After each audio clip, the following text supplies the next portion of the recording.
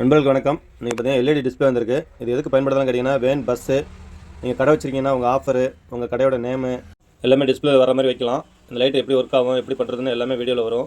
Video கடைசி வரைக்கும் பாருங்கள். இந்த லைட்டோட லெங்க்த்துன்னு பார்த்தீங்கன்னா சின்னது வந்து 1 அடி வரும். இது பெருசு வந்து 2 அடி லெங்க் வரும். இந்த லைட்டோட என்னென்ன வரும்னு பார்த்தீங்கன்னா, ஒரு data cable 5 metre data cable வரும். 5 volt data cable on off சுவிட்சோட. இந்த லைட்டை பார்த்தீங்கன்னா ஒரு புக்கு.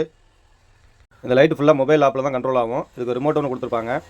இதை ஒட்டுறதுக்கான ஒரு டேப்பும் கொடுத்துருப்பாங்க, டபுள் ஸ்டெட் டேப்பு. இந்த மாதிரி தான் டிஸ்பிளே ஆகும். இதில் வந்து மொபைல் ஆப் ஏற்றிட்டிங்கன்னா இதில் வந்து இந்த லெட்டர்ஸ் என்ன கலரில் வைக்கணும், இந்த டிசைன் எப்படி டிசைன் போகணும் எல்லாமே இந்த மொபைல் ஆப்பில் இருக்கும். ஆனால் இதில் தமிழில் டைப் பண்ண முடியாது, ஒன்லி இங்கிலீஷ் மட்டும்தான். அப்புறம் நீங்கள் வண்டிக்கு வைக்கும் போது இந்த கண்ணெல்லாம் வச்சுக்கலாம். உங்களுக்கு வந்து இதில் இந்த ஆப்லேயே கொடுத்துருப்பாங்க. எல்லாம் கண் வந்து ஏகப்பட்ட மாடல் கொடுத்துருப்பாங்க.